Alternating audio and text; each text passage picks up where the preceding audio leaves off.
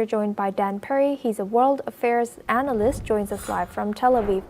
Thank you, Dan, for joining us today. Welcome to NewsX World. In light of international criticism like that from Casper Veldkamp, how is Israeli media covering this impact of Israel's current military operations? So far, the coverage I've seen in Israel is pretty minor. Not because they don't care, but because there's great confusion and they don't know the facts.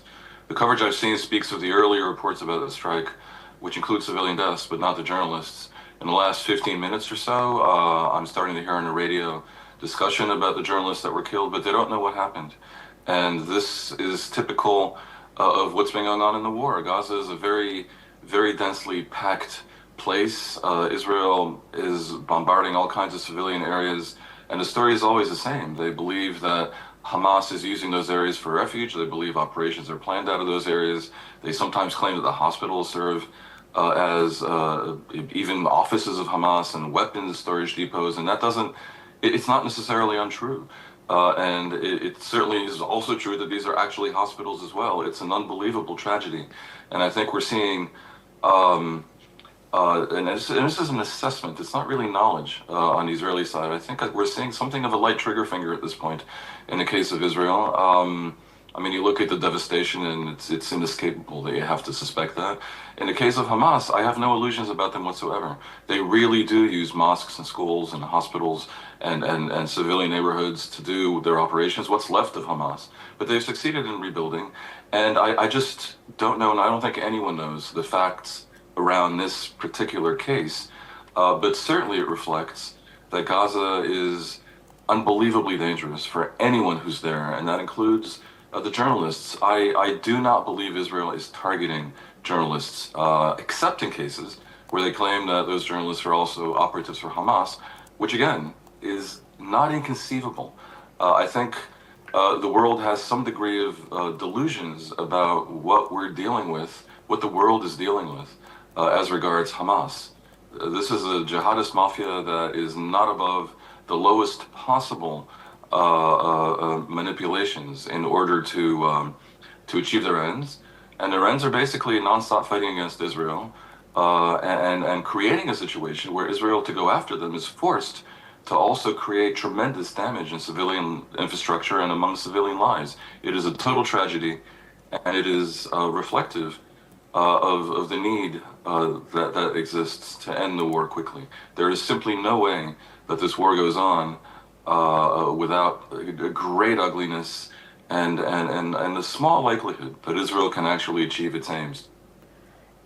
And how do you assess the current dynamics of domestic politics? Is really what we see the visuals coming in from Tel Aviv, like the growing opposition and calls for bringing hostages back? Is it really the case?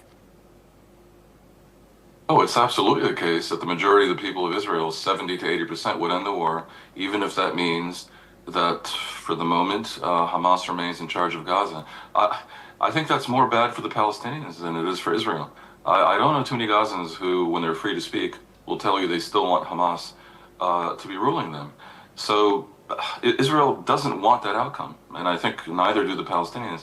But they're tired of the way this war is being prosecuted. They can see that there's potential here for many more years of essentially insurrection, with Israel ultimately being saddled with control over 2 million people who will need housing and medical services and feeding and education and administration of every kind. And they don't want any part of that, nor have they the resources for that. And of course, that population would be hostile. So I think the Israeli public, by and large, is ready to cut and run, and they certainly want to prioritize the return of the hostages. The government is a somewhat different story because far-right elements that control the government want the war to go on, and they plainly want to have permanent control over Gaza and to settle it with Jews. But that's a very small minority view in Israel, and I think Netanyahu, if he were responsible, would absolutely accept the offer of the opposition in Israel, the moderate liberal opposition,